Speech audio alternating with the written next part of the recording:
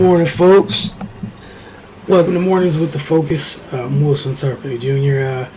You guys know how this goes each and every morning. We try to get on here each and every morning between 9:30 a.m. and 10. During that 30-minute window is when we typically start. It's just an open conversation each and every morning. Talk about whatever you guys would like to in sports. Usually have a few pre-selected topics that we try to get through. But that's really just until we can get time for you guys to comment and steer the conversation or be a part of the conversation. Again, so don't waste any time. Don't be shy. Hit up the comment section. Let me know what you're thinking, what you want to discuss within the realm of sports, and we'll go from there.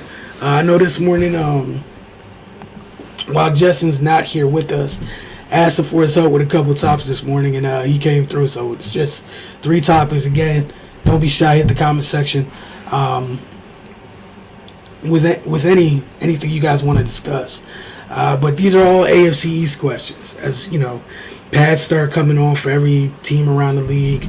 I know we got the Hall of Fame game, the preseason game this Thursday. So we're getting closer, preseason games and things of that nature, joint practice, all that stuff. Soon to follow. So that's what we have on the horizon.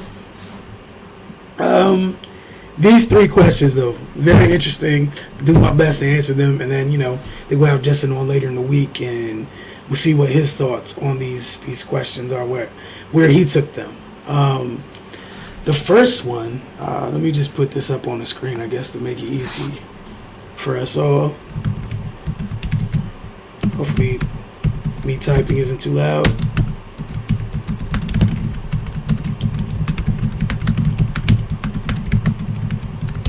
All right, so this is like an AFC East question only here.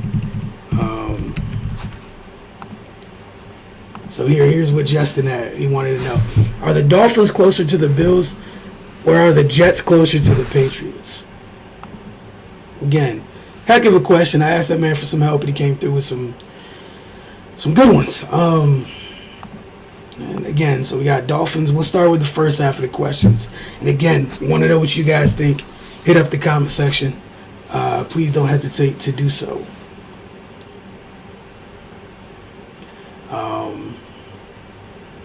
What's it called? Where we at? Dolphins and Bills. All right, so we know the changes the Dolphins made this season, or the additions they've made. Got a new head coach. The offense scheme should change quite a bit from what they've had into his first 2 seasons. We know they had a really good defense last year. Have a pair of really good corners. So we're going to see how that goes. The pass rush should improve. But offensively, should be able to string together some explosives, which should be a welcome sign for them. And I think Tua could take a step forward for sure. However, the Bills, they're more so just about continuing where they left off. We've seen where they are. They're still ascending. The Dolphins are looking to take a couple steps forward. The Bills, we all remember that playoff game last year between them and the Chiefs. When Josh and Patrick were landing haymaker after haymaker.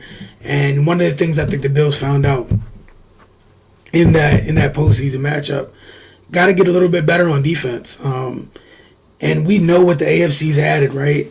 A lot of the imports over there, be it free agency, draft class, so many teams got a bit better, have gotten a bit better, at least on paper. They got to get better defense. You're going to have to get some of these offenses off the field because you have an explosive offense. You have one of the better young quarterbacks in the league, one of the better quarterbacks in the league overall. It's about getting those extra possessions. But the question again is, are the Dolphins closer to the Bills than the Jets are to the Patriots? Look, man. I think all right, so I think the Dolphins, the gap is bigger between the Bills and the Dolphins than the Jets and the Patriots, honestly. You get to looking at the Jets and the Patriots, like, the big thing is, I think everybody thinks, that Zach Wilson probably has more overall, like, physical talent than Mac, which is cool. However, Mac's probably the better quarterback at this point, which I don't think anybody would be upset at that at the moment. But I don't think the gap's as wide, right? Then with the Jets, I know the Patriots made the playoffs last year, but talent-wise, the Jets have some things, man. They had a very good draft. A very good draft. They had some solid free agency additions. Their offensive line should be better. Getting Garrett Wilson to go with Corey Davis and Elijah Moore. We know the type of arm that, Zach has on him. It's all about him taking a step forward, getting comfortable within that offense. But again, talent. And then defense, Lord, did they add stuff on defense. And I think that's where they close the gap a little bit, right? On the Patriots, maybe, is on that side of the ball.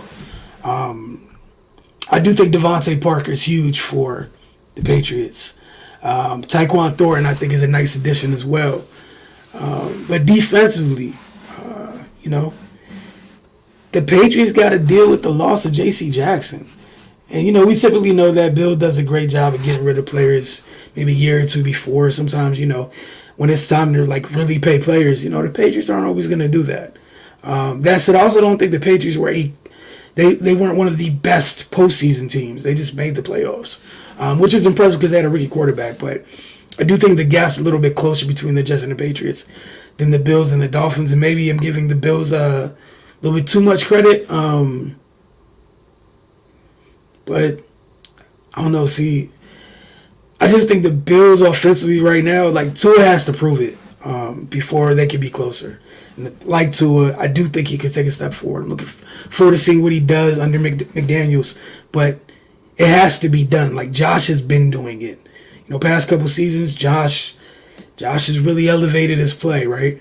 And obviously, you kind of even the playing field a little bit. Josh has Stephon Diggs. So it just got Tyreek. And, there's going to be Jalen on the other side. But he hasn't done it. He just hasn't done it. And that's the biggest thing for me. We don't know until he does it. So for the first question, I'm going to go to Jets a little bit closer to the Patriots than the Dolphins are to the Bills, even though there's a case to be made for both. But there's a big gap between Tua and Josh Allen, man. I don't know. I don't think the gap is as huge between Mac and Zach. And then again, the defenses, I think, kind of evens that out a little bit. But the second question that Justin had, let me get that in here as well. Titans, Colts. Which team is better and what separates them? Give me 1 second. Again, apologize if you guys hear the keys. Just wanted to get these the questions up on the screen. It's Buffalo, all right. Trying to go through these pages. All right, so we got the Titans and the Colts. All right, that's a tough one. We know the Titans just lost A.J. Brown. We know the Colts just changed quarterbacks. And I think that might have a lot to do with where I'm going with this. I think I'm leaning Colts simply because of Matt Ryan. I think both teams have very good rosters. But I think the Colts' biggest issue was the lack of steadiness under center. They have a good defense. They have playmakers all over that defense. What are we talking about over there? Shaquille Leonard. That's what Darius Leonard wants to go back to being called Shaquille Leonard. Been his name all his life. Darius kind of became the name in college or what have you. So Shaquille Leonard, which whatever you want to call him, still one of the best linebackers in all of the game. I like Bobby Okereke next to him, was a former safety out of Stanford. Isaiah Rodgers is a good young corner. They added Nick Cross in the draft. Stephon Gilmore. Kenny Moore is one of the better nickels in the entire league. Doesn't get enough credit for what it is that he does. You know what you have up front. You got Buck. They took Kwity Paye last year, and then they just added Yannick Ngakoue. Kind of see the formula here, right? And then offensively, Michael Pittman Jr. when he brings to the table. You got Paris Campbell. Alec Pierce is going to be interesting to see how soon they can get him into the offense, right? He should be a good weapon, a good complementary piece to Pittman. Height, weight, speed guy for sure. He's also just a good wide receiver. But for me, it just really comes down to I trust Matthew more than I trust Ryan. Despite Tennessee is a well put together football team as well. When healthy, Caleb Fairley is a very, very talented corner. Kevin Byard's one of the better safeties in the league. Amani Hooker doesn't get enough credit. Christian Fulton, in my personal opinion, is one of the better corners in the league.